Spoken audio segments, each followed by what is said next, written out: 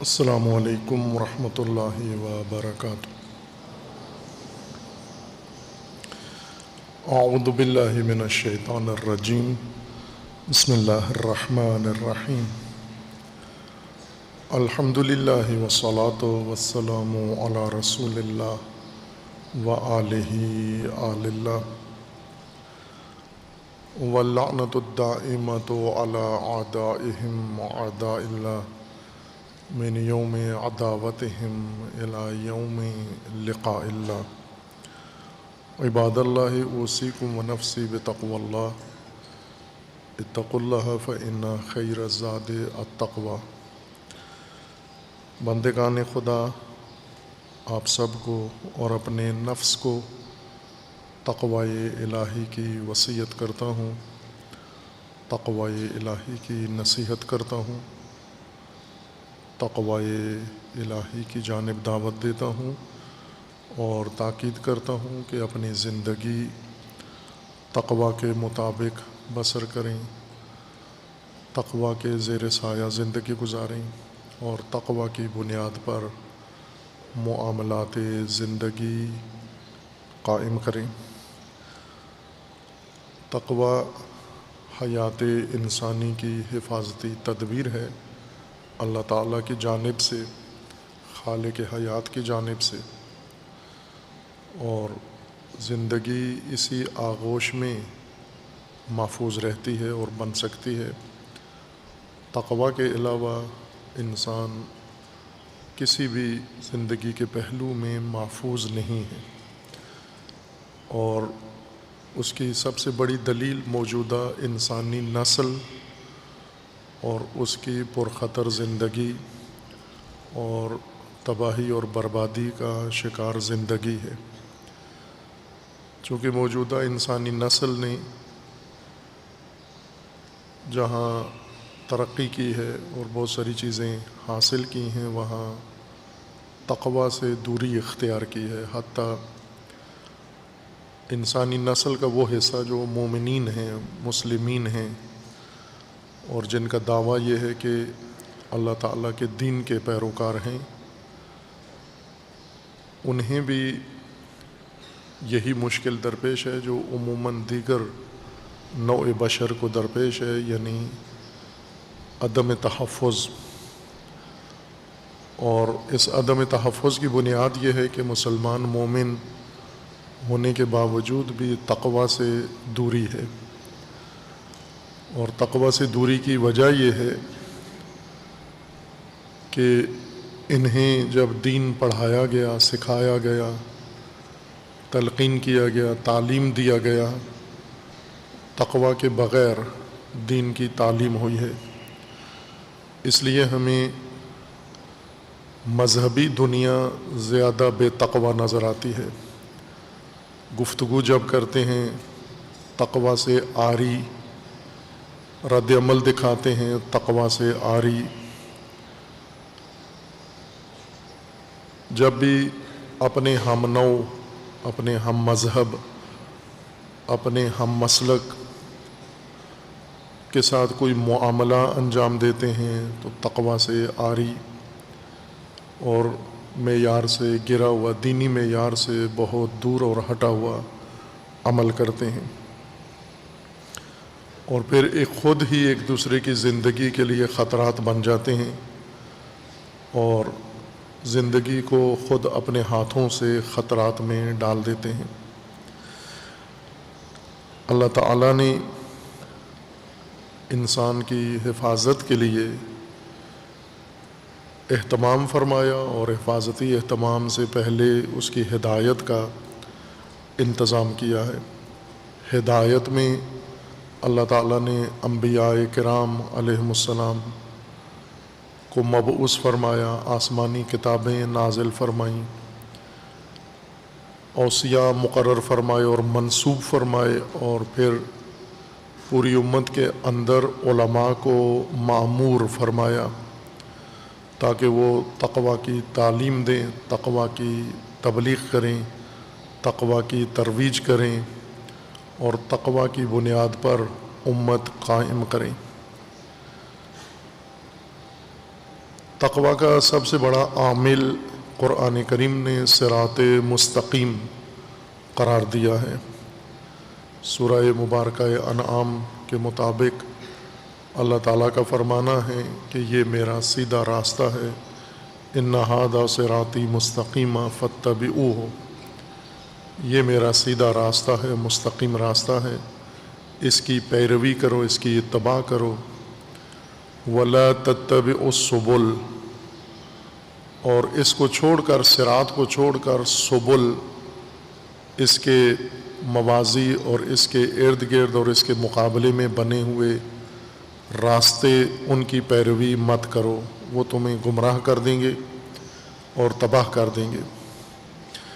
اور پھر اس عمومی نہی کے بعد، لا تتبعوا السبل، اس عمومی نہی کے بعد نشاندہی کی ہے مصادیق سبل کے جو انسان کو تباہ کرتے ہیں اور جن پر عموماً انسان چل پڑتا ہے، صراط مستقیم کو چھوڑ کر، اللہ کی دین کو چھوڑ کر ان راستوں پہ چل پڑتا ہے جو شیاطین، طواغیت اور بعض انسانی طبقات، امراء، حکمران انسان کے لیے مقرر کر دیتے ہیں۔ ان راستوں میں ایک پرخطر راستہ اور تباہ کن راستہ سبیل الذین لا یعلمون ہے، وہ لوگ جو نہیں جانتے، نادان ہیں، نافہم ہیں، ان کا راستہ، کہ عموماً یہ نادان بھائی کہ نہیں جانتے، لا علم ہیں، الذین لا یعلمون ہیں، لیکن راستہ بناتے بھی ہیں، راستہ بنا کے لوگوں کو پیش بھی کرتے ہیں، اور پھر ایسا ماحول بناتے ہیں، لوگ ان کی راہ پر چلنے پر مجبور ہو جاتے ہیں، اور بعض اوقات قوم کے پیشوا اور رہبر کو مجبور کرتے ہیں کہ وہ بھی لا یعلمون کی راہ کو اپنائے۔ لا یعلمون کی قرآن نے نشاندہی کی ہے کہ کون لوگ لا یعلمون ہیں۔ آپ خود سے اپنی جانب سے لا یعلمون تعین نہ کریں، چونکہ انسان کی یہ خصلت ہے کہ جو چیز اس کو پسند نہیں ہوتی اسے رد کر دیتا ہے، اگرچہ وہ باطل، اگرچہ وہ حق ہی کیوں نہ ہو، اور جو چیز اسے پسند ہے اسے اپنا لیتا ہے اگرچہ وہ باطل ہی کیوں نہ ہو۔ چہ بسا لا یعلمون ان لوگوں کو کہہ دے جو اس کو پسند نہیں ہیں، جیسا کہ فرقہ واریت میں مسلکی تقسیم میں ایسے ہوتا ہے کہ ہر مسلک دوسرے مسلک کو لا یعلمون کہتا ہے، یہ نادان لوگ ہیں، یہ نافہم لوگ ہیں۔ فرقہ واریت میں یہ ذہنیت کسی تحقیق کا نتیجہ نہیں ہوتی، تعصب کا نتیجہ ہوتی ہے، منافرت کا نتیجہ ہوتی ہے، چونکہ فرقہ وارانہ ذہنیت جب بننا شروع ہوتی ہے تو اس میں پہلی چیز، دین کی پہلی سطر یہ پڑھاتے ہیں کہ دوسرے سارے گمراہ ہیں، دوسرے سارے باطل ہیں، دوسرے سب دشمن ہیں، دوسرے سب ناحق ہیں۔ اس وجہ سے اس بنیاد پر جو عقیدہ ٹھہرتا ہے اس میں پہلی چیز دوسروں کی نفی ہوتی ہے۔ اس ذہن کے مطابق ہر مخالف مسلک کو انسان لا یعلمون قرار دیتا ہے، چونکہ یہ ہماری رائے نہیں مانتے، ہماری طرح نہیں سوچتے، ہمارا عقیدہ نہیں رکھتے، تو یہ سارے جاہل ہیں یا لا یعلمون ہیں۔ اس لیے قرآن کریم نے نہ ان معارف کے مفاہیم اور نہ ہی ان کے مصادیق لوگوں پر نہیں چھوڑ دیے کہ آپ خود چن لیں یا تعین کر لیں، بلکہ دونوں تصدیق خود کروائی ہے۔ لا یعلمون کون ہیں اور لا یعلمون کے مصادیق کون کون سے ہیں۔ ان مصادیق میں لا یعلمون جن کا قرآن نے ذکر کیا ہے، ایک سابقہ ہفتے آپ کی خدمت میں عرض کیا تھا کہ قرآن نے خصوصیت کے ساتھ انسانوں کو متوجہ کیا ہے آباء لا یعلمون، آباء الذین لا یعلمون، وہ ماں باپ تمہارے وہ باپ دادا تمہارے، وہ بزرگان تمہارے جو نافہم، لا علم، نادان تھے، اور انہوں نے کوئی دین، مذہب، طور طریقہ، رسم رواج اختیار کیا ہوا تھا، تو آپ پابند نہیں ہیں نادان آبا کی راہوں پر چلنے کے لیے۔ ان کے راستے درست نہیں ہیں، ان کے راستوں کو آپ چھوڑ دیں، اور لازمی ہے ان کی گمراہی میں آپ چھلانگ نہ لگائیں، غوطہ نہ لگائیں۔ وہ اپنی نادانی میں ڈوبے ہوئے تھے، تم اپنا راستہ ان سے علیحدہ کر لو۔ سورہ مبارکہ اعراف میں لا یعلمون کا ایک بہت نمایاں مصداق قرآن کریم نے ذکر فرمایا ہے، سورہ اعراف آیا 131 میں۔ البتہ صرف یہ آیت نہیں ہے، بلکہ متعدد آیات اس گروہ کے بارے میں ہیں جنہیں قرآن لا یعلمون کا سب سے بڑا مصداق قرار دیتا ہے، اور ان سے بچنے اور ان سے پرہیز اور ان کی راہ کے سے اجتناب کو لازمی قرار دیتا ہے۔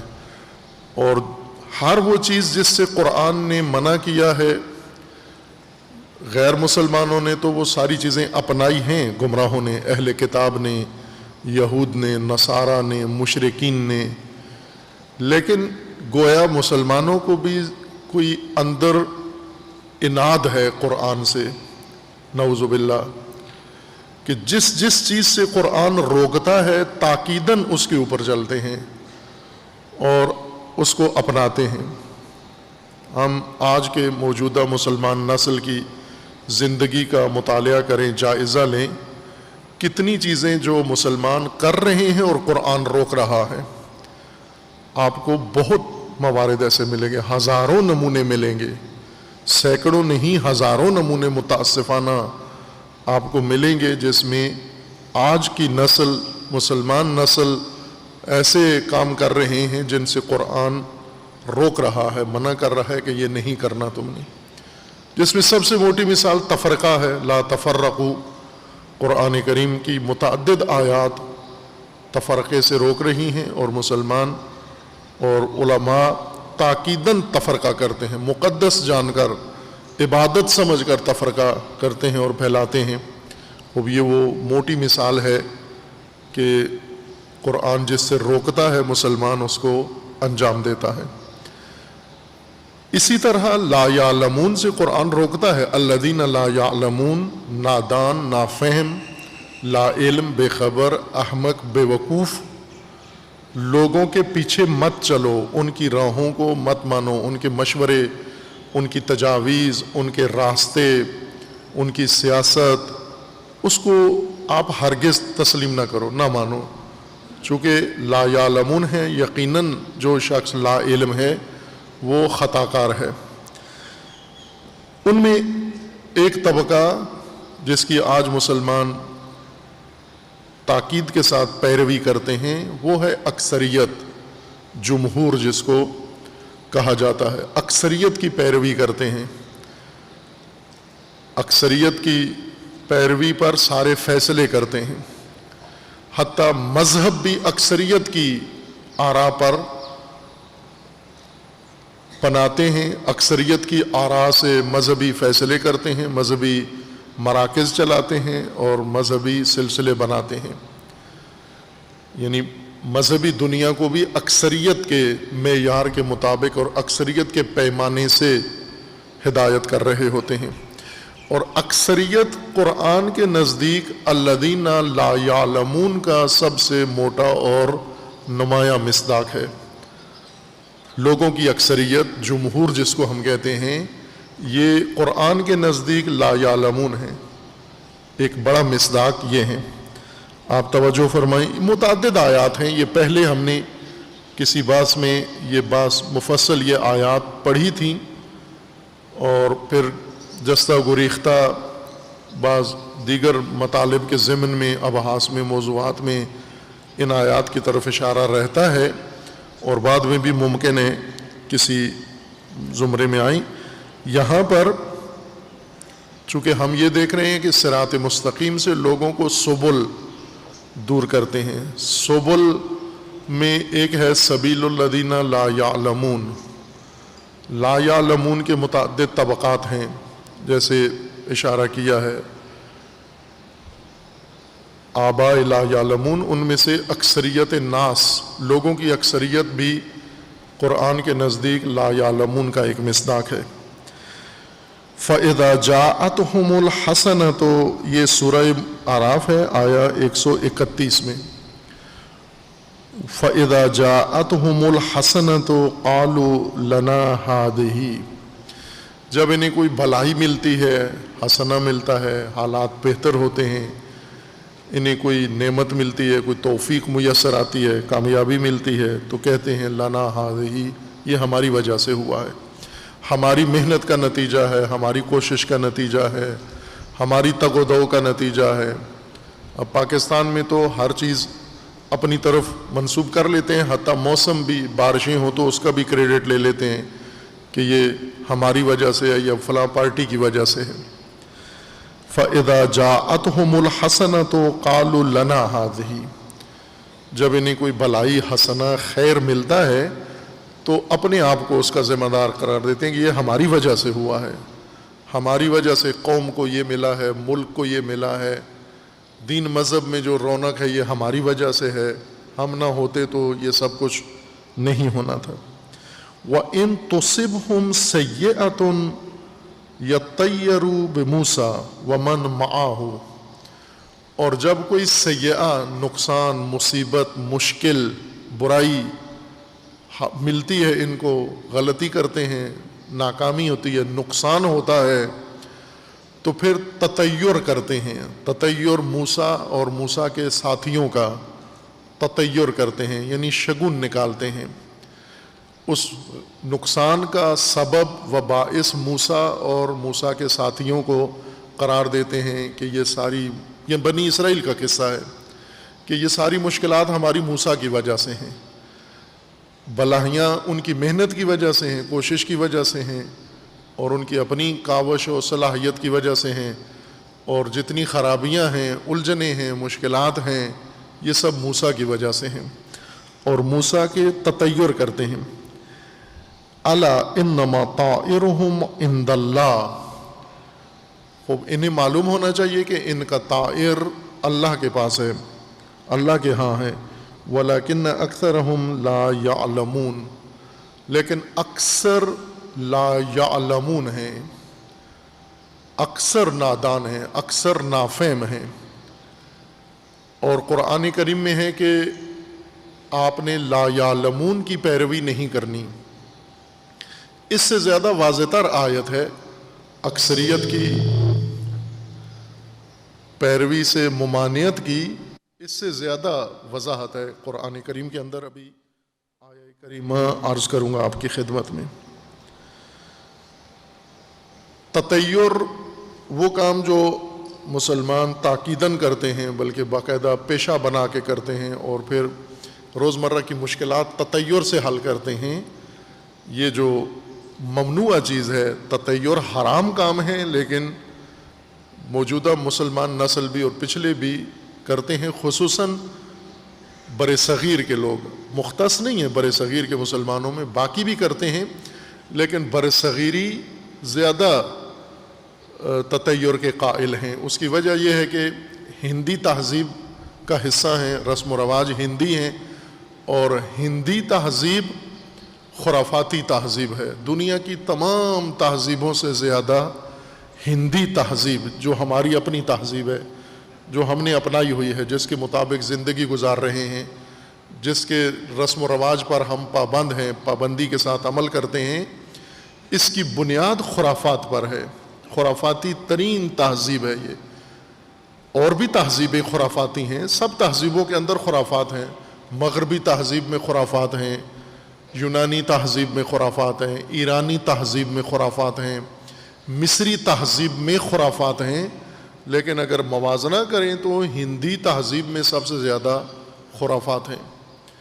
خرافات کا مطلب ہوتا ہے کہ خرافہ اصطلاح ہے اس نظریے کو یا اس رجحان کو کہتے ہیں جس میں انسان کسی نتیجے کا سبب ایسی چیز کو قرار دے جس کا اس سے کوئی تعلق نہیں ہے. جیسے ایکسیڈنٹ ہو گیا، کیوں ہوا؟ اس کا سبب کچھ تو ہے، کسی سبب سے ہی ایکسیڈنٹ ہوتا ہے، لیکن جس وجہ سے نہیں ہوا ایکسیڈنٹ، جو چیز اس میں شامل نہیں ہے، اسی کو سبب قرار دینا. گھر کے اندر کوئی واقعہ ہو جاتا ہے، اس کا سبب کسی اور کو قرار دینا. جیسے گھر کے اندر کوئی بیمار ہو جاتا ہے، اس کی بیماری کا سبب کسی دوسرے فرد کو قرار دینا کہ اس کی وجہ سے یہ بیمار ہو گیا ہے، اس نے نظر لگا دی ہے اس کو، اس نے کوئی عمل کر دیا ہے اس پر، یا یہ بد قدم ہے، بد شگون ہے. جیسے پرندے ہیں، تطیر اس کو اس وجہ سے کہا جاتا ہے کہ عموماً خرافات پرندوں سے منسوب ہیں. پاکستان میں بھی ہیں، ہر جگہ ہیں. اگر آپ کے گھر میں کوا بولے آ کر تو اس کا مطلب ہے کوئی مہمان آنا ہے. اگر بلی کالی آ جائے اس کا مطلب ہے کوئی حادثہ ہونا ہے. اگر آنکھ پھڑکنا شروع ہو جائے، دائیں یا بائیں آنکھ پھڑکے تو کوئی بہت نقصان ہونے والا ہے. ہتھیلی میں کھجلی ہو جائے، پیسے ملنے والے ہیں. پاؤں میں کھجلی ہو جائے، سفر درپیش ہے. اب یہ ساری چیزیں ہر گھر کے اندر ہیں، ہر مسلمان مومن اور علماء تک ان کے پابند ہیں. انہی کو خرافہ کہتے ہیں. کیا تعلق ہے؟ آنکھ پھڑکتی ہے آپ کی اپنے جسمانی کسی وجہ سے. انسان کے جسم کے کچھ ایسے ہیں جو تھر تھراہٹ ہے، ان میں ایسی وائبریشن ہوتی ہے. کیوں ہوتی ہے؟ ڈاکٹروں سے پوچھیں جا کر کہ جسم کے مختلف حصوں میں وائبریشن کیوں ہوتی ہے. کوئی بیماری ہے یا کوئی مشکل ہے آپ کو، اعصابی مشکل ہے، عضلاتی مشکل ہے، کوئی اور مسئلہ ہے، اس کا حادثے سے، واقعہ سے، آنے سے، جانے سے، سفر سے، پیسوں سے کوئی تعلق نہیں ہے. یہ محض خرافات ہیں. اور ان خرافات کو اکثر خرافاتی جو قدیم نظریے تھے وہ پرندوں سے منسوب ہوتے تھے کہ پرندے علامت ہوتے تھے. پرندوں کے اوقات، پرندوں کی بولیاں، پرندوں کا آنا جانا، اڑنا بیٹھنا، یہ حادثات کا سبب قرار دیا جاتا تھا.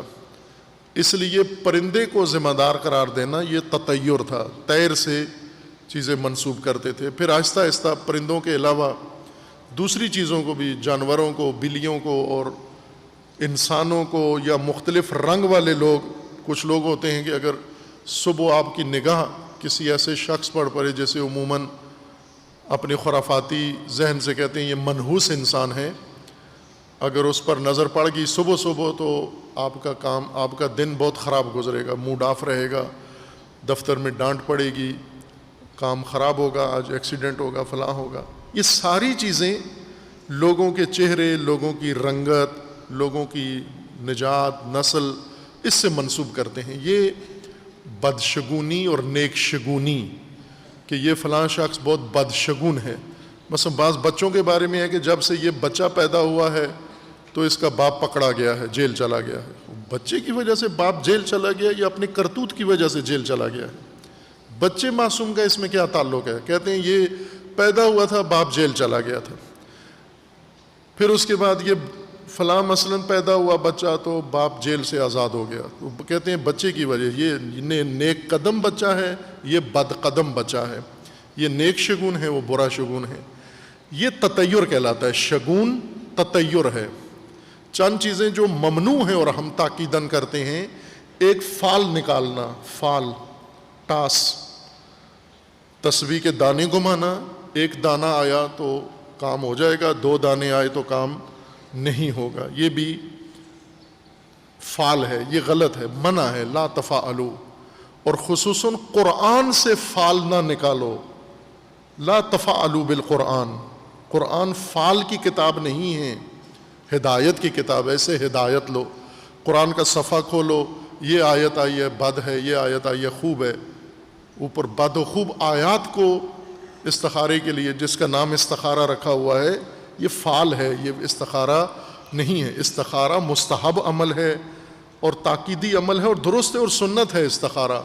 استخارہ کا مطلب ہوتا ہے خیر مانگنا، اللہ تعالیٰ سے خیر کی دعا کرنا.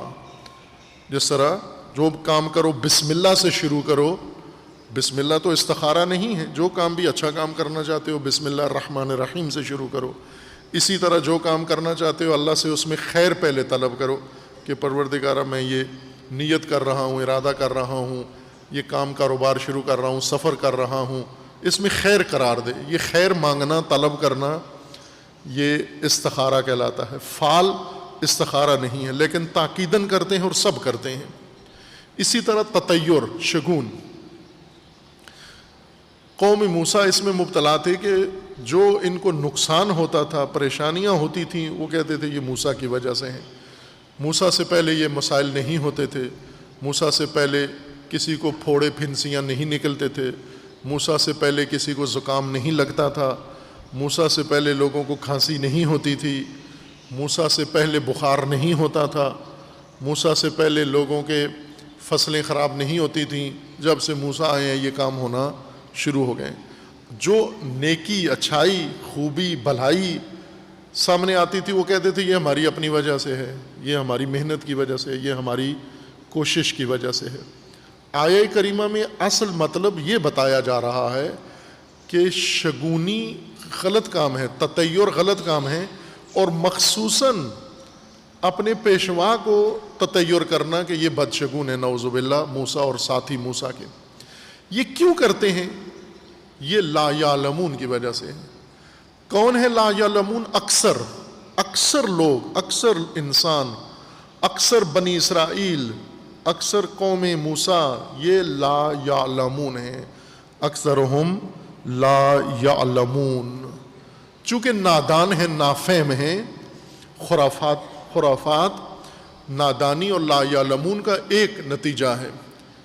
اگر آپ دیکھنا چاہتے ہو کہ لا یعلمون، نادانوں کا کتنا آپ عمل کر رہے ہو الذین لا یعلمون کے مذہب پر، تو آپ یہ دیکھو کہ آپ کے ملک میں، آپ کی قوم میں خرافات کتنی ہیں، آپ کے مذہب میں خرافات کتنی ہیں.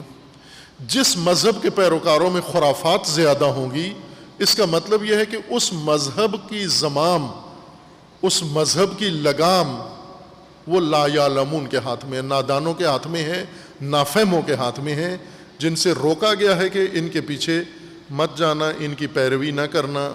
سبیل الذین لا یعلمون، ان کے پیچھے نہ جانا.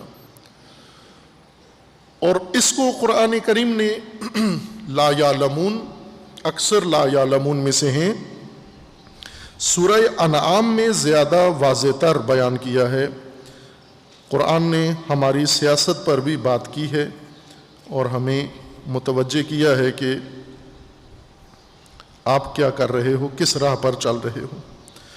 سورہ مبارکہ انعام میں آیا 116 میں اللہ تعالیٰ کا فرمان ہے وَإِن تُطِعْ أَكْثَرَ مَنْ فِي الْأَرْضِ يُضِلُّوكَ عَنْ سَبِيلِ اللَّهِ إِن يَتَّبِعُونَ إِلَّا الظَّنَّ وَإِنْ هُمْ إِلَّا يَخْرُصُونَ.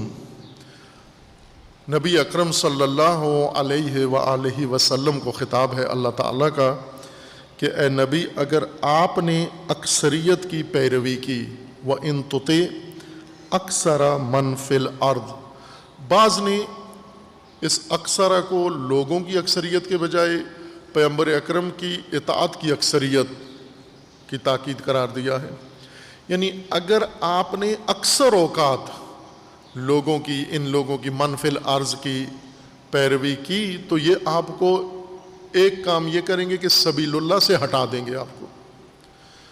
اگر آپ زیادہ ان کے پیچھے چلے تو آپ کو سبیل اللہ سے ہٹا دیں گے. آپ دونوں احتمال رکھ کر بات کریں. اگر زیادہ تر آپ نے ان کی پیروی کی، زیادہ ان کی باتیں مانی، تو یہ آپ کو اللہ کی راہ سے ہٹا دیں گے.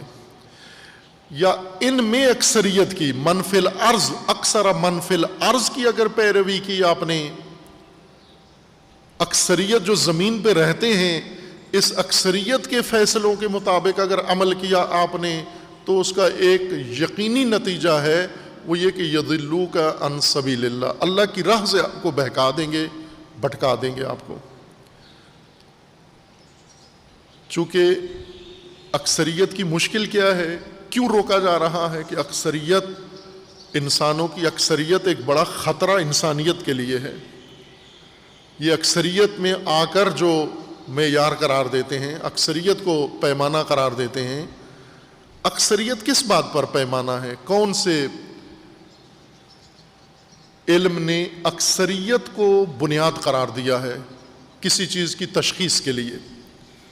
مصلحت کی تشخیص کے لیے، منفعت کی تشخیص کے لیے، حق کی تشخیص کے لیے۔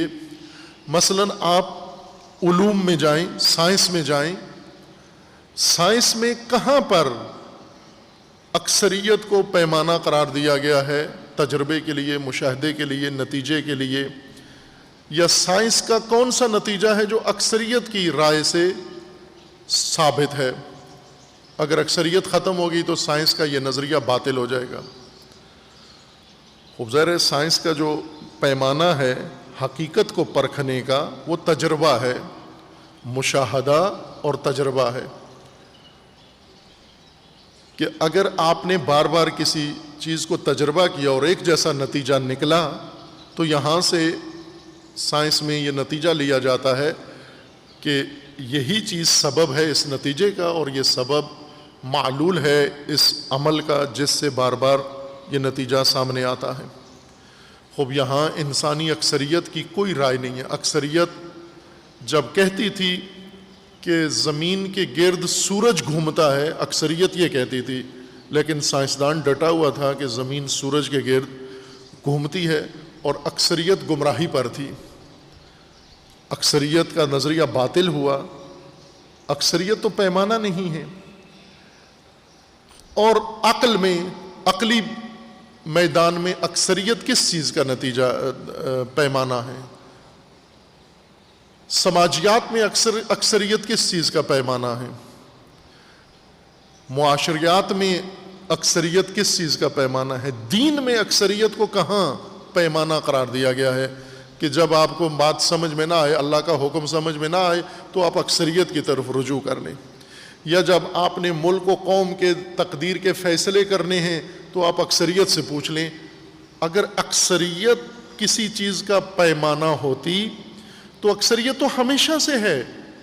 آدم کی اولاد جب پھیلی تو ایک اکثریت چھوٹی سی پیدا ہو گئی، اب نبی بھیجنے کی کیا ضرورت ہے جب زمین پر اکثریت موجود ہے؟ کتاب آسمانی اتارنے کی کیا ضرورت ہے جب زمین پر اکثریت پائی جاتی ہے؟ اگر اکثریت اتنی فہم فراست رکھتی ہے، اتنی تشخیص اس کے اندر ہے، تو پھر تو نہ شریعت کی ضرورت ہے، نہ دین کی ضرورت ہے، نہ وحی کی ضرورت ہے، نہ انبیاء کی ضرورت ہے، نہ اولیاء کی ضرورت ہے، نہ آسمانی کتابوں کی ضرورت ہے۔ تو اکثریت سارے کام کر سکتی ہے۔ یوں تو نہیں کہ انبیاء کے دور کی اکثریت وہ مفلوج تھی اور انبیاء کے بعد اکثریت سمجھدار ہو گئی ہے۔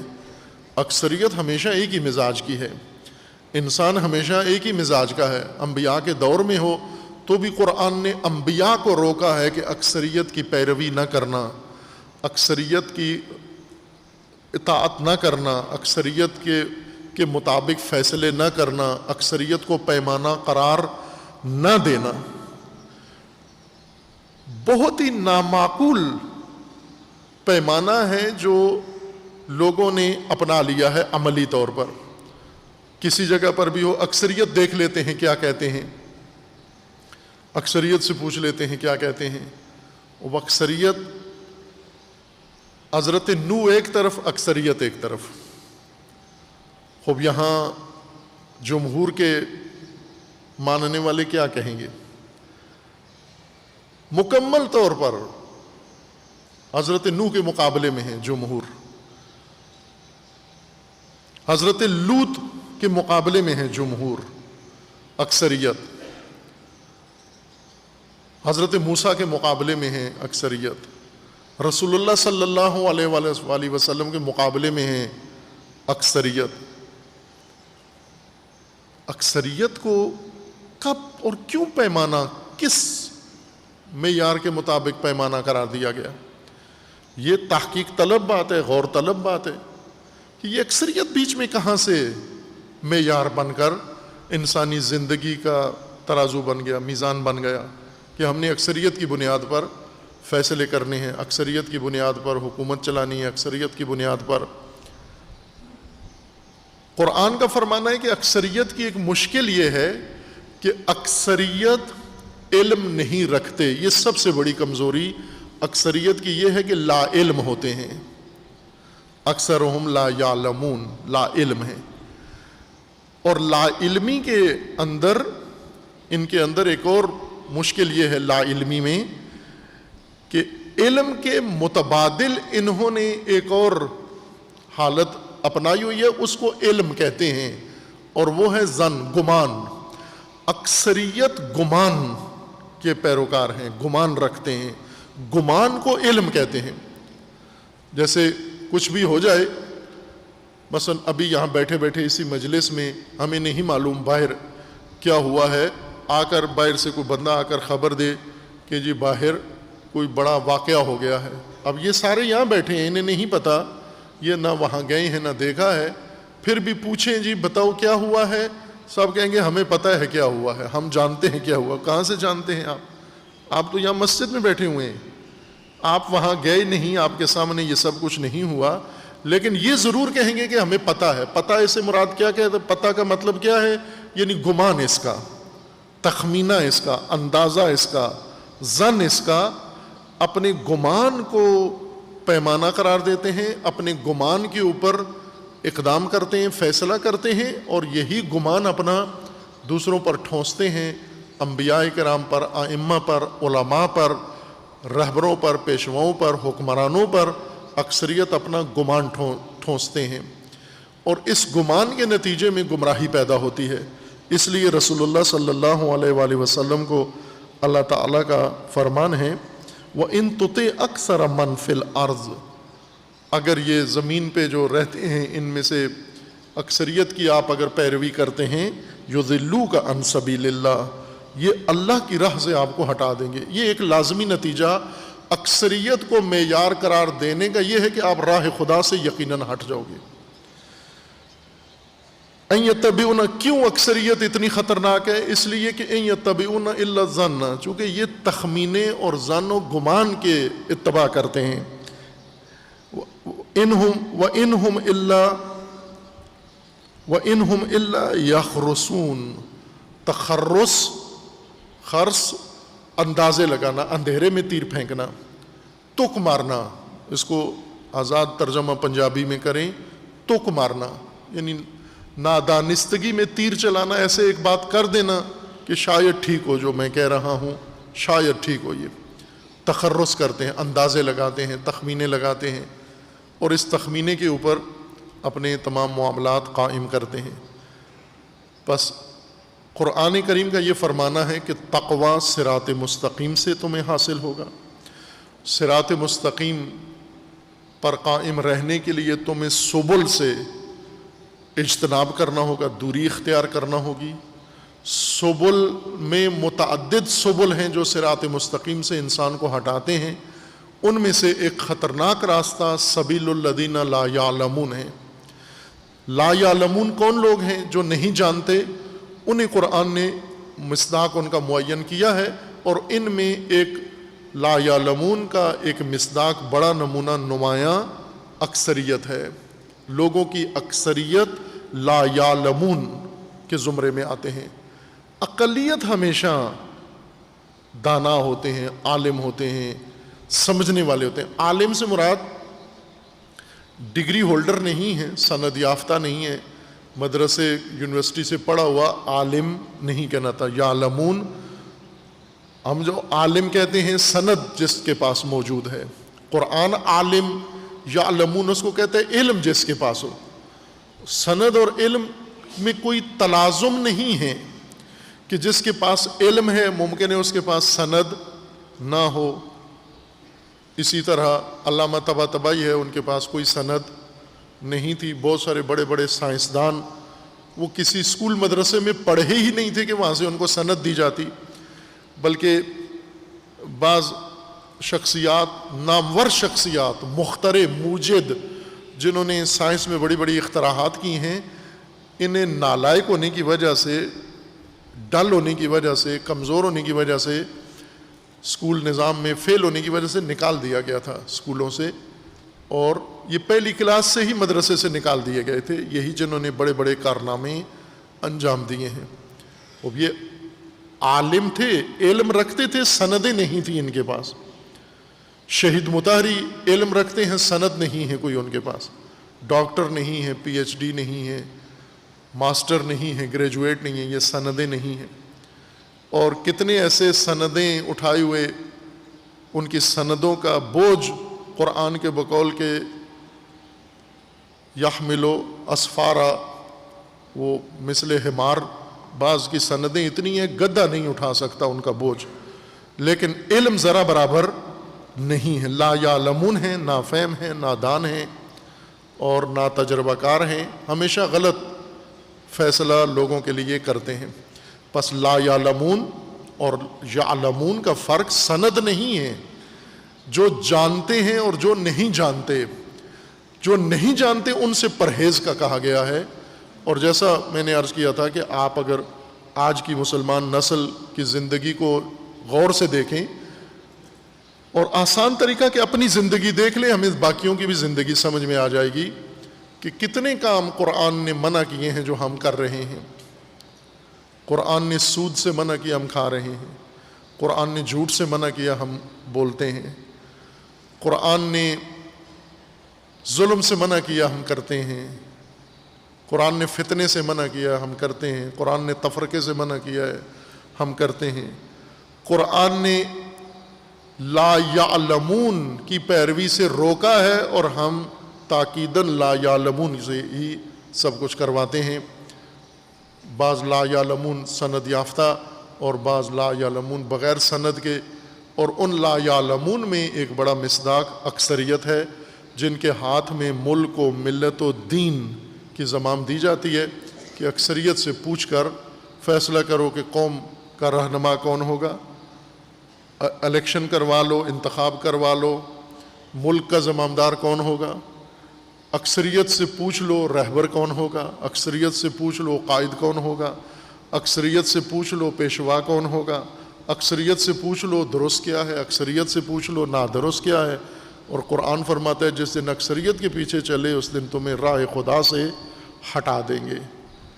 یہ قرآن کریم کا فرمان ہے تقوی کے نظام کے قیام کے لیے کہ جب تک لا یعلمون کے پیچھے چلو گے اور لا یعلمون کے بڑے مصداق اکثریت کے پیچھے چلو گے، تقوی کی امید اور توقع نہ رکھنا، تفرقہ امید رکھنا، تقوی نہیں آ سکتا جب تک ایسے لا یعلمون کے پیچھے ہو۔ اللہ تعالی ہم سب کو فہم دین کی توفیق عطا فرمائے اور قرآن کریم کی ہدایت کے مطابق عمل کی توفیق عطا فرمائے، اور خداوند تبارک و تعالی ہم سب کو حق کو سمجھنے کی توفیق عطا فرمائے، اور وہ موازین، وہ پیمانے اللہ تعالی ہم سب کو فرقان عطا فرمائے جس کے ذریعے سے ہم حق کو ناحق سے تشخیص دے سکیں۔ اعوذ باللہ من الشیطان الرجیم، بسم اللہ الرحمن الرحیم، انا اعطیناک الکوثر فصل لربک وانحر ان شانئک هو الابتر۔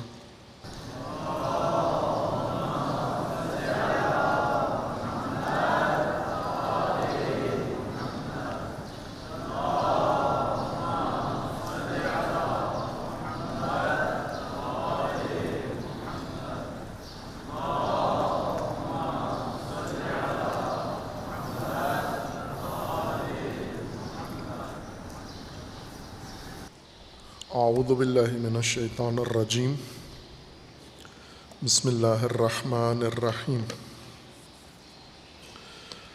الحمد للہ والصلاة والسلام علی رسول اللہ وآلہ آل اللہ، سیما علی امیر المؤمنین علی ابن ابی طالب علیہ الصلاۃ والسلام، و فاطمۃ الزہرا سیدۃ نساء العالمین، فالحسن والحسین سیدی شباب اہل الجنہ و سبطی الرحمہ، و علی بن الحسین و محمد ابن علی و جعفر ابن محمد و موسیٰ ابن جعفر و علی ابن موسیٰ و محمد ابن علی و علی ابن محمد و الحسن ابن علی و الحجت ابن الحسن القائم المنتظر المہدی حجج اللہ علی عبادہ و امناؤہ فی بلادہ واللعن علی اعدائہم اجمعین من الآن الی قیام یوم الدین عباد اللہ اوصیکم و نفسی بتقوی اللہ اتقوا اللہ فإن خیر الزاد التقوی۔ بندگان خدا، آپ سب کو اور اپنے نفس کو تقوی الہی کی وصیت کرتا ہوں، تقوی الہی کی نصیحت کرتا ہوں، تقوی الہی کی جانب دعوت دیتا ہوں اور تاکید کرتا ہوں کہ اپنی زندگی تقوی کے مطابق بسر کریں، تقوی کے زیر سایہ زندگی گزاریں اور اپنا نظام زندگی تقوی کی بنیاد پر قائم کریں۔ تقوی زندگی کے تحفظ کے لیے ہے، دنیاوی حصے کے تحفظ کے لیے اور اخروی عذاب سے اور جہنم سے تحفظ کے لیے ہے۔ تقوی کے لیے اللہ تعالیٰ نے اہتمام دین میں کیا ہے، اور اس اہتمام کا ایک بڑا حصہ امت اسلامیہ کے لیے، امت محمدیہ صلی اللہ علیہ وآلہ وسلم کے لیے یوم الجمعہ و صلاۃ الجمعہ کی صورت میں انجام دیا ہے۔ روز جمعہ کو اجتماع کا دن اور اس کے اندر عبادت بصورت نماز جمعہ، صلاۃ جمعہ، اور اس عبادت کی ترکیب خطبات اور رکعات اور ان میں آداب اور ان کے فرائض و واجبات سب اس لیے ہیں تاکہ امت با تقوی وجود میں آئے، معاشرہ با تقوی ہو، سماج با تقوی ہو، نظام با تقوی ہو، اور اس نظام سے نکلنے والے دیگر شعبے سارے تقوی کی بنیاد پر قائم ہوں، معاشرت با تقوی ہو، معیشت با تقوی ہو، سیاست با تقوی ہو، حکومت با تقوی ہو۔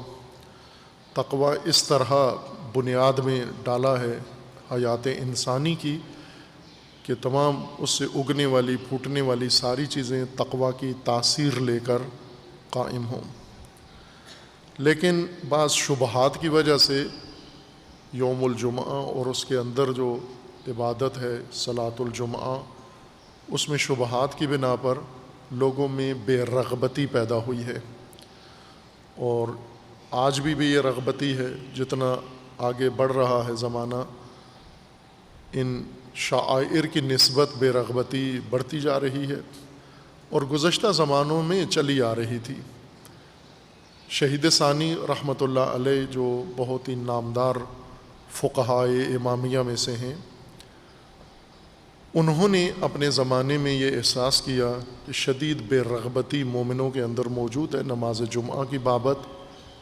جب انہوں نے اس مسئلے پر غور کیا تو معلوم ہوا کہ اس کے پیچھے کچھ اجتہادی شبہات ہیں جو پہلے علماء کے ذہنوں میں آئے اور علماء کی وجہ سے عوام میں منتقل ہوئے، اور پھر دونوں ہی نماز جمعہ کی نسبت بے رغبت ہوئے۔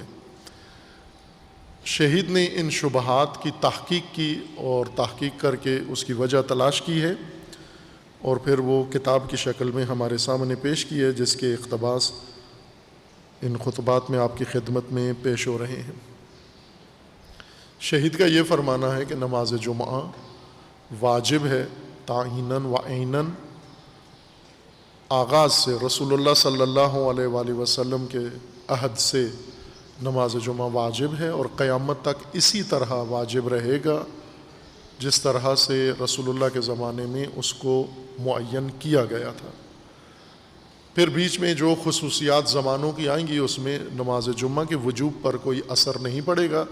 جس طرح نماز یومیہ ہے، صبح کی نماز ہے اور دیگر اوقات کی نماز ہے، رسول اللہ صلی اللہ علیہ وآلہ وسلم کے عہد میں جس طرح سے یہ نماز واجب تھی اسی طرح سے آج بھی ہے۔ نہ امامت کے اثر کا اس پہ سے کوئی فرق پڑا، نہ غیبت کے زمانے کا اس میں کوئی فرق پڑا، اور نہ ہی کسی اور حکم میں، جیسے روزہ ہے یا جیسے دیگر عبادات ہیں، دین کے کسی موضوع میں، حکم میں زمانوں کے مختلف ہونے سے ان کی تشریح میں، ان کے بنیاد میں کوئی فرق نہیں پڑا۔ شہید فرماتے ہیں نماز جمعہ اور نماز عیدین یہ بھی دونوں اسی طرح سے ہیں، واجب ہیں، قیامت تک واجب ہیں۔ شبہ کیا گیا ہے کہ غیبت کبریٰ کے زمانے میں واجب عینی نہیں یا واجب تعینی نہیں ہے، بلکہ تخییری ہیں۔ یہ اس کو شہید نے جائزہ لے کر ثابت کیا کہ یہ محض ایک شبہ ہے جس کی کوئی علمی بنیاد نہیں ہے، دینی بنیاد نہیں ہے، قرآنی اور حدیث و سنت میں اس کی کوئی بنیاد نہیں ہے۔ یہ بعض بزرگوں کو یہ شبہ پیش آیا، انہوں نے اس شبہے کی بنیاد پر یہ خدشہ ظاہر کیا اور پھر دوسروں نے اس کو پکا سمجھ لیا، خدشے کو مضبوط رائے بنا لیا اور پھر آگے پھیلتا گیا، اور اس طرح سے امت میں عملاً جمعہ کے متعلق بے رغبتی پیدا ہو گئی ہے۔ شہید نے خود وجہ بتائی کہ یہ جو ائمہ کے زمانے میں شیعہ نماز جمعہ میں رغبت نہیں رکھتے تھے، اس کی وجہ یہ نہیں تھی کہ نماز جمعہ واجب نہیں تھا یا واجب تخییری تھا، اس کی وجہ یہ تھی کہ بنو امیہ نے جو ائمہ جمعہ مقرر کیے تھے وہ فاسق، فاسد، فاجر لوگ تھے، اور تشیع میں عدالت شرط ہے، اور یہ میں نے پہلے بھی عرض کیا تھا کہ یہ بہت اہم موضوع ہے، کسی وقت اللہ تعالیٰ توفیق دے اس کو بیان کریں کہ عدالت کا مقام، عدالت کی حیثیت جس پر امامیہ شیعہ تاکید کرتے ہیں، اہل سنت میں معتزلہ وہ بھی تاکید کرتے ہیں عدالت کے اوپر، اور امامیہ سخت مصر ہیں عدالت پر۔ عدالت ہر چیز میں بنیاد قرار دیتے ہیں، حکومت میں عدالت شرط ہے، قاضی کے لیے عدالت شرط ہے، امام جماعت کے لیے عدالت شرط ہے، امام جمعہ کے لیے عدالت شرط ہے، گواہ کے لیے عدالت شرط ہے، امانت دار انسان کے لیے عدالت شرط ہے، راوی کے لیے حدیث کا مضمون بیان کرنے کے لیے عدالت شرط ہے، محراب میں کھڑے ہونے کے لیے عدالت شرط ہے، ممبر پر بیٹھنے کے لیے عدالت شرط ہے۔ عدالت کو بہت پکی شرط امامیہ سمجھتے ہیں، اور تعجب یہ ہے کہ آج ہم اگر شیعہ کے اندر دیکھیں، عدالت پر اتنی تاکید ہے مذہب کی، لیکن عملاً دیکھیں آپ کو عادل ڈھونڈیں، ممبر پہ عادل ڈھونڈیں، محراب میں عادل ڈھونڈیں، آپ ججوں کو میں عادل ڈھونڈیں، آپ وکیلوں میں کوئی عادل ڈھونڈیں، آپ عملاً نہیں پابندی کرتے اس چیز کی، لیکن مذہب تاکید کرتا ہے اس بات کے اوپر۔ بنو امیہ نے جتنے امام مقرر کیے تھے، انہوں نے جب تک صحابہ تھے، صحابہ میں سے جو عادل اچھے لوگ ہوتے تھے، بنو امیہ ان سب کو برخاست کر دیتے تھے، معزول کر دیتے تھے۔ جہاں جہاں امامت تھی ان کو لے کر ان کی جگہ پر بنو امیہ کے اپنے خاندان کے مشٹنڈے وہ ان کو امام بنا دیتے تھے۔ وہ شراب پی کر بھی نمازیں پڑھا دیتے تھے، جیسے ولید کا معروف، ولید بن عقبہ، وہ شراب پی کر نماز پڑھائی اس نے، اور 4 رکعت صبح کی نماز پڑھائی، امامت کی، اور لوگوں نے بھی پڑھ لی پیچھے سے، اور پڑھنے کے بعد اسے کسی نے کان میں کہا کہ یا امیر یہ 4 ہو گئی ہیں رکعتیں، تو وہ نشے میں تھا، اس نے کہا کہ کم ہیں، اگر کم محسوس ہوتی ہیں تو اور پڑھا دیتا ہوں صبح کی نماز میں۔ یہ ائمہ تھے بنو امیہ کے زمانے میں۔ اب ظاہر ہے کہ شیعہ جو ایک طرف سے پابند ہیں عدالت کے، تو وہ ان اماموں کے پیچھے ہرگز نماز پڑھنے کے لیے آمادہ نہیں تھے۔ نتیجہ یہ ہوا کہ بنو امیہ نے جو دینی انجینئرنگ کی تھی، یہ باعث بنا کہ شیعہ اس سسٹم سے الگ ہو گئے، دور ہو گئے، چونکہ نماز جمعہ حکومت قائم کرتی تھی اور حکمرانوں کے کہنے پر منسوب لوگ ہوتے تھے، اس لیے یہ کنارہ کش ہوتے گئے۔ شہید ثانی فرماتے ہیں کہ اس وجہ سے نماز جمعہ سے دور نہیں ہوئے تھے کہ دلیل نہیں ہے یا واجب تخییری ہے یا اہمیت نہیں ہے جمعہ کی، اس وجہ سے دور ہو گئے کہ امام عادل نہیں تھا بنو امیہ کے وجہ سے۔ یہ شہید نے خود تحقیق کی۔ اب اپنی تحقیق کا ایک ثبوت پیش کرتے ہیں۔ شہید اپنے سے پہلے ایک عالم کا، اور وہ ہیں شیخ عماد الدین الطبری، امام عماد الدین الطبری۔ یہ 6 صدی ہجری کے علماء میں شمار ہوتے ہیں، یعنی شہید کے زمانے سے 400-500 سال پہلے، اور ہمارے زمانے سے 1000 سال پہلے، 900 سال پہلے کے یہ فقیہ ہیں، شیعہ اور معروف اپنے زمانے کے۔ انہوں نے اپنی کتاب کے اندر، شہید نے اس کتاب کا نام بھی لکھا ہے، اس میں یہ وجہ بیان کی ہے کہ شیعہ کے اندر نماز جمعہ کا کیا مقام تھا، اور شیعہ پھر متہم کیوں ہوئے نماز جمعہ میں بے رغبتی کے۔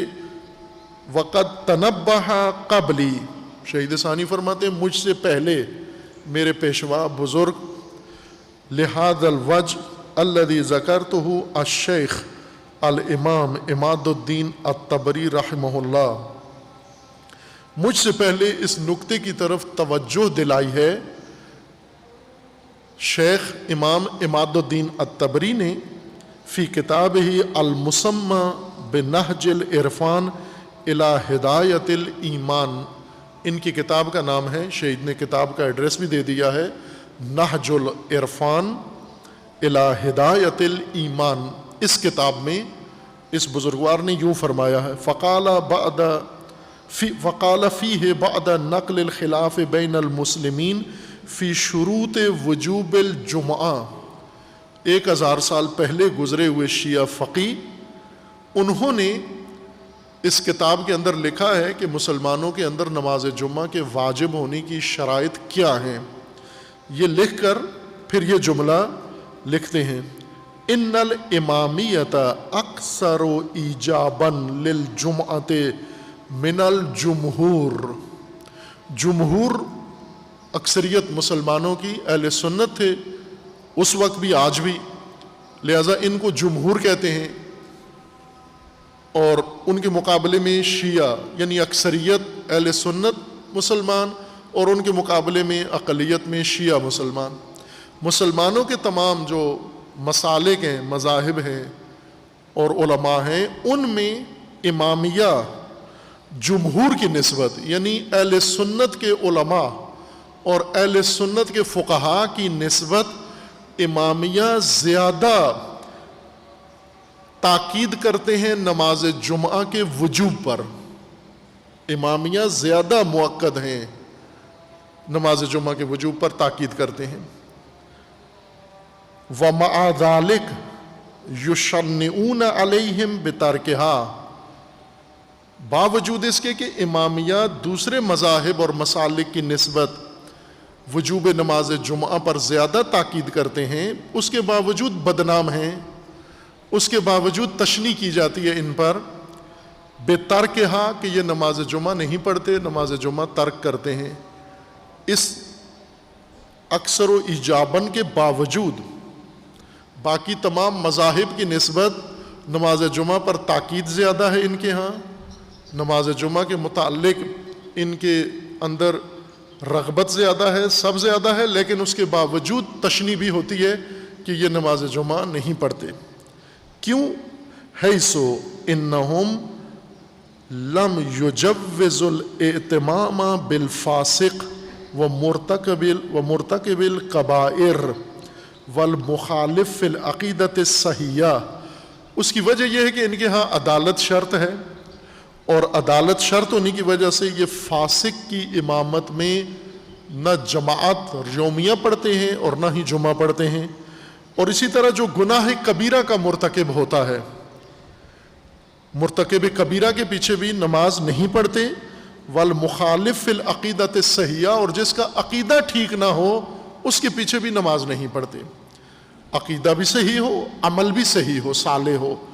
امامیہ اس صورت میں اس شخص کے پیچھے نماز پڑھتے ہیں اور اس کو اپنا امام مناتے ہیں۔ انتہا المقصود من کلامہ، شہید فرماتے ہیں کہ میں نے یہی عبارت مقصود تھی شیخ عماد الدین طبری کی کتاب نہج العرفان سے، کہ انہوں نے بھی شہید سے کئی 100 سال پہلے یہ گواہی دی تھی کہ امامیہ یہ بھی زمانہ غیبت کبریٰ کے ہی فقیہ ہیں۔ شہید بھی اور وہ بھی دونوں قائل ہیں کہ نماز جمعہ امامیہ کے نزدیک اکثر و ایجابن ہے، یعنی اس کے وجوب پر زیادہ امامیہ تاکید کرتے ہیں۔ اب شہید اس کی وضاحت کرتے ہیں کہ امامیہ کس طرح سے زیادہ باقی مسالک اسلامی سے، مسلمان مسالک سے زیادہ جمعے کے قائل ہیں۔ اس کی شہید فرماتے ہیں کہ امامیہ کے نزدیک جو شرائط ہیں جمعہ قائم کرنے کی وہ سب سے آسان ہیں۔ باقی مسالک کے اندر بہت سخت شرائط ہیں جمعہ قائم کرنے کے لیے، لیکن ان کے نزدیک بہت آسان ہے۔ یہ بنو امیہ نے آ کر آسانی پیدا کر لی کہ مجرم کے پیچھے بھی جمعہ پڑھ سکتے ہو، فاسق کے پیچھے بھی جمعہ پڑھ سکتے ہو۔ یہ بنو امیہ کی چھوٹ ہے، ریلیف دیا ہے جو بعد والوں نے پسند کیا۔ جیسے آج کل شیعہ کو خطیب ریلیف دیتے ہیں، اس وقت بنو امیہ دیا کرتے تھے، آج ذاکر خطیب مذہب میں چھوٹ دیتے ہیں اپنی طرف سے کہ نماز واجب نہیں ہے، روزہ رکھنا ضروری نہیں ہے، اعمال صالحہ ضروری نہیں ہے، نعرہ کافی ہے۔ یہ چھوٹ یہ خود دیتے ہیں۔ اسی طرح کی چھوٹ بنو امیہ اس وقت دے رہے تھے اور لوگوں نے پکڑ لی اور اس کے مطابق قائم ہو گئے کہ گناہ بھی کرو، شراب بھی پیو، زنا بھی کرو، لواط بھی کرو، ساتھ امامت بھی کرو۔ سب کو پتہ بھی ہے، پیچھے کھڑے ہوئے کو پتہ ہے کہ یہ جو آگے کھڑا ہوا ہے یہ زانی مجرم ہے، لیکن وہ کہتے ہیں جب فتویٰ ہے مفتی کا کہ ایسے شخص کے پیچھے آپ پڑھ سکتے ہو، چونکہ یہ اس کا انفرادی فعل ہے، اس کا آپ سے کوئی تعلق نہیں ہے، اس کا دین سے کوئی تعلق نہیں ہے، اس کی امامت سے کوئی تعلق نہیں ہے، اس طرح کی چھوٹ فتاویٰ میں دی گئی تھی۔ اب شہید فرماتے ہیں وَفِيهِ دَلِيلٌ عَلَىٰ أَنَّ تَرْكَهُمْ لِلْجُمْعَةِ لِهَٰذِهِ الْعِلَّةِ۔ شیعہ جو جمعہ نہیں پڑھ رہے تھے وہ اس وجہ سے نہیں تھا کہ واجب نہیں تھا یا تخییری تھا یا مستحب تھا، بلکہ اس وجہ سے پڑھ رہے تھے کہ امام آگے صالح نہیں تھا، امام عادل نہیں تھا، مجرم کا آگے کھڑا ہوتا تھا، اس لیے نہیں پڑھتے تھے اس کے پیچھے۔ لا لامر آخر، نہ کسی اور وجہ سے۔ فلو كانوا يشترطون في وجوبها بل في جوازها مطلقا اذن الامام المفقود حال الغیبة اصلا او اکثریا بالنسبة الى الموضع الذي يحضر فيه النائب بل في زمن حضوره ايضا لعدم تمكنه غالبا من نصب الائمة لها حينئذ ايضا ولا مباشرتها بنفسه لما تصور العاقل ان الامامیۃ اکثر ایجابا لها من العامہ۔ شہید فرماتے ہیں کہ اگر یہ کہتے کہ نماز جمعہ مشروط ہے اذن امام کے ساتھ، یا امام معصوم خود حاضر ہو یا ان کا نائب خاص حاضر ہو اور جو جمعہ پڑھاتا ہے وہ امام سے باقاعدہ اجازت رکھتا ہو، اگر شیعہ کے نزدیک یہ شرط ہوتی نماز جمعہ کی تو پھر یہ کوئی عقل مند انسان نہیں کہہ سکتا کہ شیعہ کے نزدیک نماز جمعہ اکثر و ایجابن ہے، یعنی شیعہ زیادہ وجوب نماز جمعہ کے قائل ہیں بنسبت دوسرے مسالک کے۔ یہ نہیں کہہ سکتے آپ۔ کیوں؟ اس لیے کہ اگر یہ شرط ہو، شہید فرماتے ہیں اس شرط کے ہوتے ہوئے تو ائمہ کے زمانے میں بھی شیعہ زیادہ جمعہ نہیں پڑھ سکتے تھے۔ کیوں؟ اس لیے کہ امام تو مدینہ میں ہیں، امام یا بغداد میں ہیں یا خراسان میں ہیں، امام معصوم کسی ایک شہر میں ہیں، شیعہ پوری زمین پر پھیلے ہوئے ہیں۔ خوب جہاں جہاں شیعہ ہیں جو امام کے شہر میں رہتے ہیں ان کے لیے تو شرط پوری ہے، لیکن جو امام کے شہر میں نہیں رہتے وہ کیسے جمعہ پڑھیں گے؟ اور اگر یہ کہے کہ وہاں امام منسوب کریں گے، شہید فرماتے ہیں کہ اگر ہم یہ دیکھیں کہ جتنے قبائل تھے، مثلا ہم تاریخ پڑھ کے دیکھیں، رسول اللہ کے زمانے میں، ائمہ کے زمانے میں مختلف قبائل ہیں، بصرہ کے اطراف میں، کوفہ کے اطراف میں، جگہ جگہ چھوٹے چھوٹے قبائل دور دراز علاقوں میں، تو وہاں سب میں نائب اپنا منسوب کرنا یہ ایک عادتاً ناممکن چیز ہے اور نہیں ہوا ایسے تاریخ میں۔ نہ رسول اللہ نے اس طرح سے اپنے نمائندے مقرر کیے ہر قبیلے کے اندر، اور نہ ہی امام علی علیہ السلام نے مقرر کیے، اور نہ ہی کسی اور امام نے اس طرح سے مقرر کیے۔ نمائندے مقرر کرتے تھے ایک علاقے کے لیے یا ایک خاص خطے کے لیے، اور وہ واجب امور انجام دیتا تھا۔ ہر جگہ جہاں کوئی شیعہ ہے وہاں امام کا نمائندہ مقرر ہو، یہ کام تو نہ ہوا ہے نہ ہو سکتا تھا۔ تو پھر شیعہ کے لیے تو زیادہ وجوب کہنا ہی غلط ہے کہ یہ فقی کہہ رہے ہیں کہ شیعہ زیادہ باقی مذاہب کی نسبت زیادہ نماز جمعہ کے وجوب کے قائل ہیں، یہ بات ثابت نہیں ہوتی، کوئی عقل مند یہ دعویٰ نہیں کر سکتا. لما تصور العاقل ان الامامیۃ اکثر ایجابا لها من العامہ ذالک لان ذالک معلوم البطلان ضرورتا، چونکہ یہ تو واضح ہے کہ یہ بات درست نہیں ہے. وانما یکونون اکثر ایجابا لها من حیث انہم لا یشترطون فیہا. اب شہید فرماتے ہیں کہ دیکھیں امامیہ کی طرف سے مکتب اہل بیت میں نماز جمعہ کی بہت آسان شرائط ہیں تاکہ آسانی سے نماز جمعہ قائم ہو سکے، برپا ہو سکے، لوگ اس میں شرکت کر سکیں. لا یشترطون فیہا المصرع. اہل سنت کے بعض حنفی فقہ میں ہے کہ بڑے شہروں میں نماز جمعہ ہو سکتا ہے، چھوٹے شہروں میں دیہاتوں میں نماز جمعہ قائم نہیں ہو سکتا. لا یشترطون فیہا المصرع کما یقولہ الحنفی، جس طرح فقہائے حنفیہ کہتے ہیں، مذہب پیروکار حنفی فقہ، کہ بڑے شہروں میں جمعہ اجازت ہے، چھوٹے شہروں میں اور چھوٹے قصبوں میں اور گاؤں میں نہیں کر سکتے. شیعہ کے ہاں ایسی شرط نہیں ہے، ہر جگہ نماز جمعہ قائم کر سکتے ہیں. ولا جوفہ، اور اہل سنت کے فقہ حنفی میں یہ شرط ہے کہ بڑے شہر کے سینٹر میں، مرکز میں، جوف میں جمعہ ہونا چاہیے. جیسے لاہور میں جمعہ ہو تو جو لاہور کا مرکز بنتا ہے وہاں پر جمعہ ہو سکتا ہے، لاہور کے ہر محلے میں نہیں ہوگا فقہ حنفی کے مطابق. ولا حضور 40، اور اسی طرح شیعہ کے ہاں 40 آدمیوں کے ذریعے جمعہ کی شرط بھی نہیں ہے، امام اور اس کے علاوہ 4 آدمی کافی ہیں. جبکہ شافعی مذہب کے نزدیک ولا حضور 40 کما یقولہ الشافعی، امام شافعی کے فقہ کے ماننے والوں کے نزدیک 40 آدمی اکٹھے ہوں تو جمعہ ہو سکتا ہے. اور حنفی فقہ کے مطابق بڑے شہروں میں ہو سکتا ہے اور ان کے مراکز میں ہو سکتا ہے. شہید فرماتے ہیں شیعہ کے نزدیک تو ایسی شرط نہیں ہے، نہ بڑا شہر شرط ہے، نہ 40 آدمی شرط ہیں. وَيَكْتَفُونَ فِي إِجَابِهَا بِإِمَامٍ يَقْتَدِي بِهِ 4 نَفَرٍ مُكَلَّفِينَ بِهَا. شیعہ کے نزدیک یہی کافی ہے، ایک ایسا آدمی ہو امام جس کے پیچھے 4 آدمی نماز پڑھ سکتے ہوں. یا جیسے ائمہ نے فرمایا کہ نماز جمعہ کے لیے کتنا عالم چاہیے، امام نے فرمایا جو خطبہ دے سکتا ہو، خطبہ دے سکتا ہو یہ کافی ہے. یہ عدالت کے بعد، عدالت کے علاوہ خطبہ دے سکتا ہو، یہ امامت کر سکتا ہے. فَيَظْهَرُ بِذَلِكَ كَوْنُهُمْ أَكْثَرُ إِجَابًا مِنَ الْجُمْهُورِ. پس ثابت ہوا کہ واقعاً شیخ عماد الدین طبری رحمۃ اللہ علیہ کی بات شہید فرماتے ہیں درست ہے، ثابت ہے تاریخی طور پر کہ شیعہ نماز جمعہ کے زیادہ قائل ہیں باقی مسالک کی نسبت، چونکہ نماز جمعہ میں شرائط ان کی بہت آسان ہیں. وَإِنَّمَا مَنَعَهُم مِّنْ إِقَامَتِهَا غَالِبًا مَا ذَكَرْنَاهُ مِنْ فِسْقِ الْأَئِمَّةِ. اور شیعہ کے لیے جو رکاوٹ تھی تنہا وہ ان کے بنو امیہ کے مقرر کردہ اماموں کا فسق و فجور تھا. اس کے علاوہ شیعہ کے ذہن میں کوئی اور الجھن نہیں تھی. یہ بعد میں اس مسئلے کو کچھ اور رنگ دے دیا گیا کہ دلیل موجود ہے یا واجب تخیری ہے یا شرط امام کے اذن کی شرط ہے. شہید فرماتے ہیں یہ وجوہات نہیں تھیں، فقط ایک رکاوٹ تھی کہ آگے امام عادل نہیں ہوتا تھا. الا ان قد بینا ان الائمۃ انکروا علی ترکها زیادۃ ما ذکر فی الحدیثین وصرحوا بوجوبها علی کل احد كما اشرنا الیہ فی الاخبار المتقدمہ.